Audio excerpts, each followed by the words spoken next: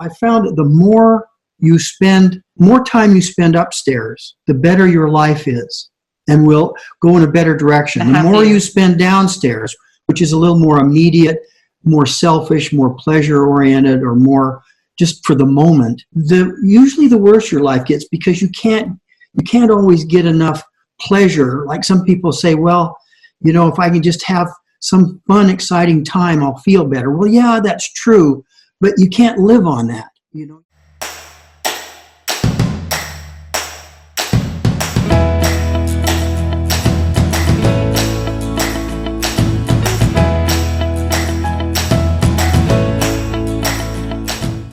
Welcome back to another episode on the Fascinating Womanhood channel. I am Cherry Lynn, and I am here with Dixie Andelin Forsyth and Dr. Robert Forsyth. Hi. Hi. So we're here for part 2. We are talking about, we already did a video. Hopefully you just watched it. We already did a video on the definition of what upstairs and downstairs means. Definitely have to watch that video before you watch this one, so that it's a 2-part kind of deal. So we're talking about how to manage those emotions and manage those expectations of upstairs and downstairs. I know one part is that we get so many questions about how do I get back upstairs when I'm downstairs? Hear that one a lot. Or what makes me go downstairs? What causes us to go downstairs? We want to talk about all of those things today.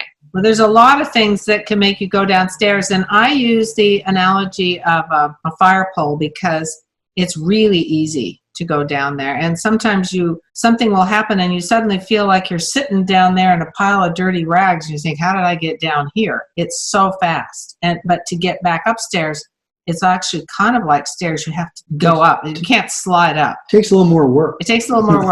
It's easy to go down. So I would imagine that's where the metaphor came from of the stairs, right? Is because it is easier. Right. It is kind of like you have to taking steps. It's actually a little more work, whereas it's nothing, as all of us know, to go down there. It's very easy. Yeah, downstairs is kind of automatic because it's survival.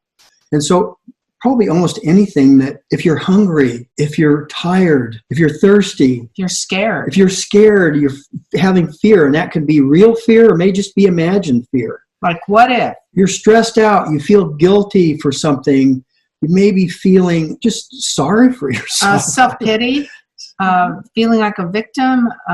Angry. We all know these feelings. You got to manage this in yourself first. And if you can tell the difference when you're angry or afraid, you feel different in your body. What does your stomach feel There's like? different body chemistry going on. Positive emotion, great chemistry going on. A negative emotion, really kind of painful in a way. We say, gee, my heart's breaking, or I'm so scared I can't even think straight, or, it hurts. As a contrast, what does it feel like when you find out that you applied for a job and you got it? Those positive feelings of validation where you got it, where somebody paid you a really nice compliment, or you succeeded at something, and you contrast what that feels like chemically to what it feels like when you're afraid or guilty or angry. It's a physical feeling. It's in your stomach. It's all over your body. Right. It can affect your appetite, and they can be different negative emotions. Some, like stress, that's why we call it stress eating. So it's not all bad. There's comfort time that's healthy. Right.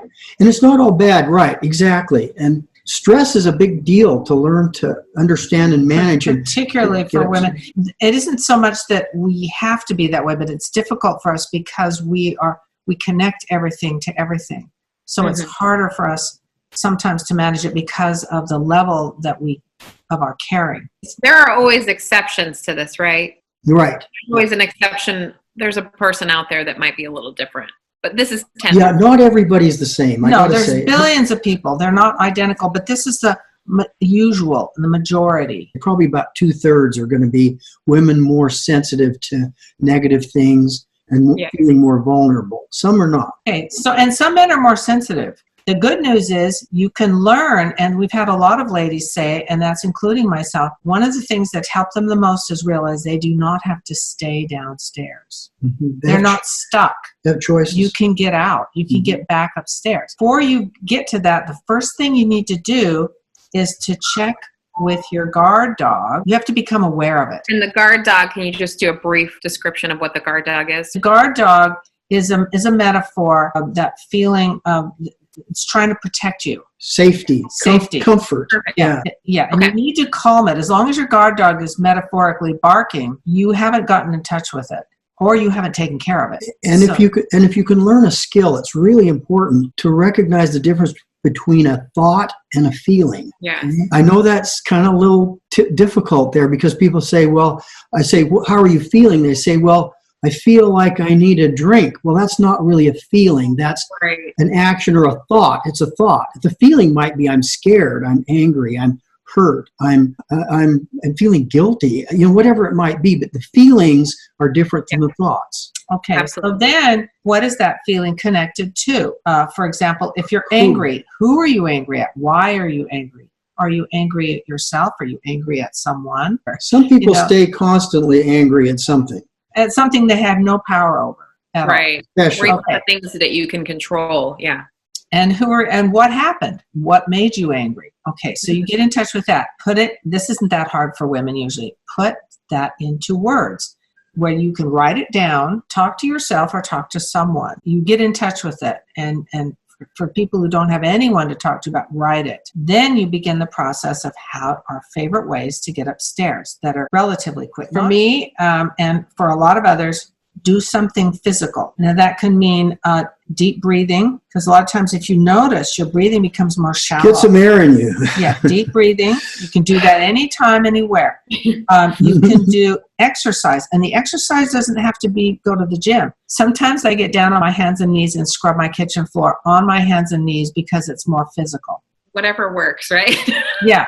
And it has a side effect of cleaning your kitchen floor. So, or the bathroom. I do something physical. You can go running, clean your house, adrenaline. You need to understand why this is so helpful. It's because when you feel stressed, we talked earlier about there's stress chemistry that gets you ready to run or fight. A lot of times we may feel that feeling, we need to run or fight, but we don't do anything. We just sit there. So it's good to get active. Do something physical. That breathing, way that chemistry, it burns it off. and it helps to kind of release some of that. Like, okay, I did something. I either ran or fought, or I did something active and physical, and your body responds to that really well. The second one that is really helpful is gratitude. And I know it sounds really like, what? I'll let Bob explain the dopamine shower. Well, some of the real positive chemistry in our body, you may have heard the term dopamine. That's just a pleasure chemical. When you have a good feeling in you, it might be from good food. It may be from a great discussion you have somebody where you feel like they really understood you. Maybe friendship, somebody gives you a hug. Dopamine is a great chemical, and it really feels good. And we say you can actually be in control of having a dopamine shower. Now, kind of like it showers over your body. Yeah. And the quickest way to do that is to gratitude. Think about specifically things that you're sincerely grateful for, and allow yourself to feel the feeling of it. Like, I'm grateful that I have good health. And then you allow yourself to feel the feelings of that. I'm grateful that I have my children. I'm grateful for the house that I live in. I'm grateful that I have a car that works. Don't take it for granted. You've got it. And you're hearing, and my heart is working. People that don't say they don't have anything to be grateful for have not really it can be very basic things that we take for granted. One thing I've noticed just in chatting with some of the ladies that we talk with on our group is that gratitude is especially difficult when you are deeply down in the basement, downstairs, and you're in a very negative place. Maybe you've spent a lot of time down there, because I've heard you say so many times, sometimes people will spend a lot of time down there, like years down there. And it's very, very difficult. It's almost like you have to swallow something. Very difficult to say, like, well, I don't feel grateful for anything, and I'm not going to do that.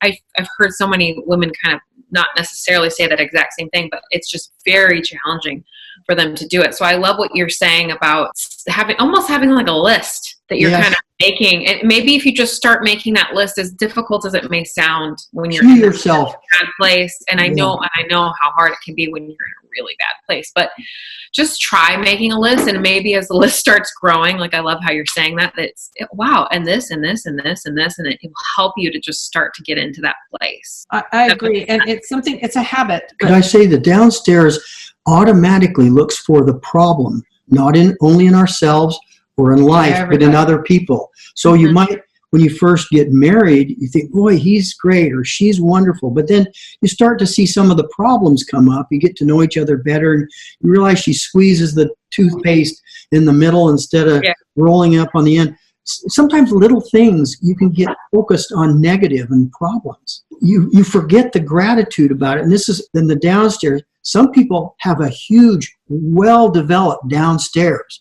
They live down there. In fact, sometimes people even say to me, well, that's just me. Well, I think, just a second. There's a whole lot more to you than just the downstairs, the fear, the anger, the distrust, the hurt, the guilt, whatever. There's a whole lot more to you. That's why some of these, in Fasting Womanhood, some of these things that women get involved with that keeps them a victim is a downstairs thing. Whenever you're involved in anything that's a victim's organization, you have to be careful, because the temptation to stay down there, when you feel like a victim, you feel helpless. Number 3 way of getting upstairs is distraction. And I use this one a lot. This is one of my favorites. And that can be anything from music, putting on some music that makes me feel good. That's a big one for me. It can be a great television show. It totally takes my attention away from what it is I'm worried about. Reading or anything, meditation, anything that is a distraction from what has stressed you. Another one is that I also love is creativity, because creativity is upstairs. And so anything you do that's creative, and some people may say, I'm not creative, but it can be more things than just drawing. It can be rearranging furniture. It can be, what'd you say? Clothing. Hobbies.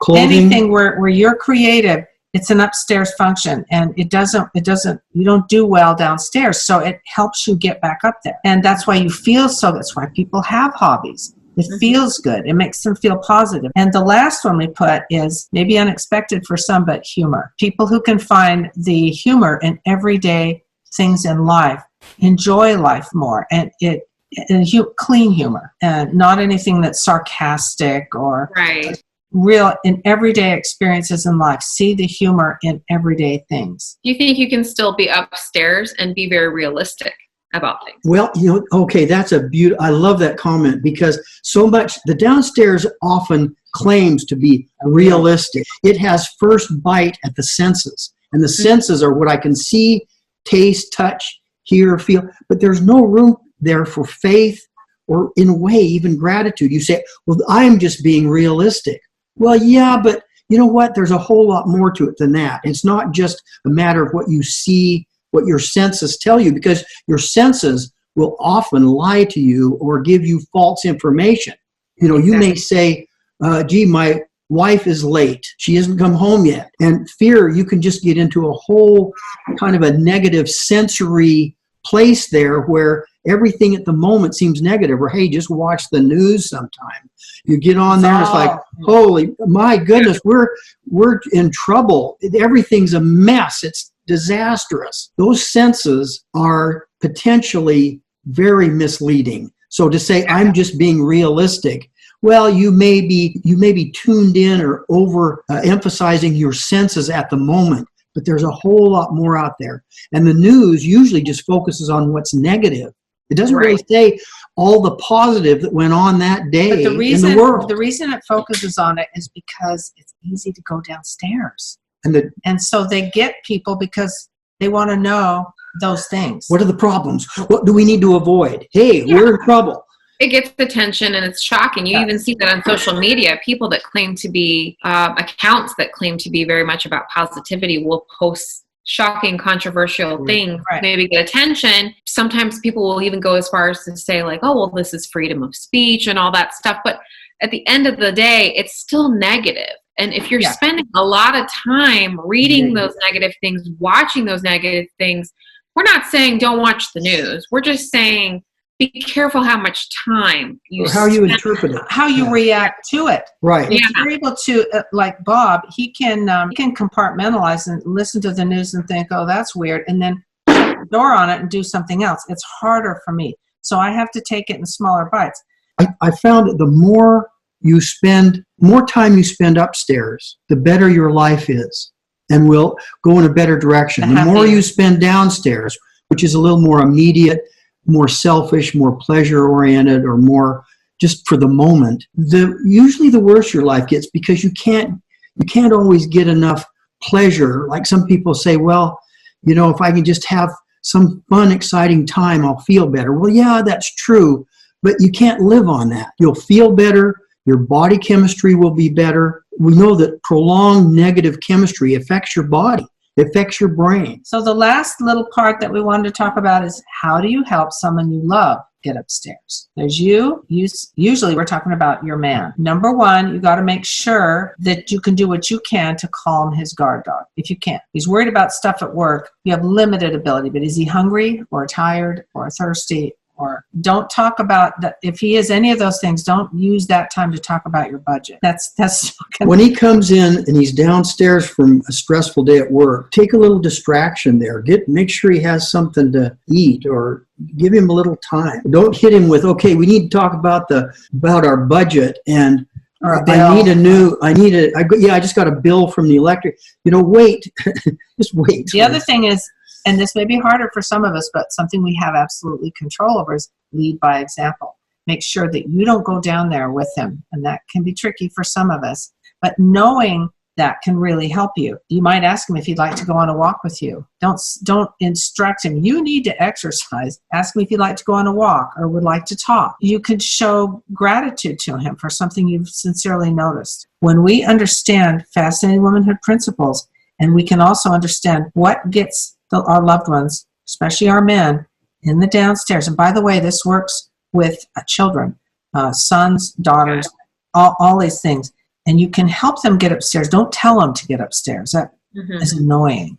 And nobody likes that. This can help at work too, by the way. At your work. You might have a boss that's downstairs, and something thoughtful. Be thoughtful. Can help. Something thoughtful that you specifically notice about him. That can help them be upstairs. But all of these principles will help. Yeah, and this is a lifelong practice. This is something that takes so long to learn, and you're going to have times where you mess up really, really deeply down there, and you've been down there a long time. It can be kind of terrifying to be like, are these thoughts real? Like these things that I'm feeling? And it won't last. It's temporary. Listen, there's no windows downstairs. It's real dark down there. All the light and the windows and the greater vision is upstairs. That's really probably where our faith is, or where our hope is.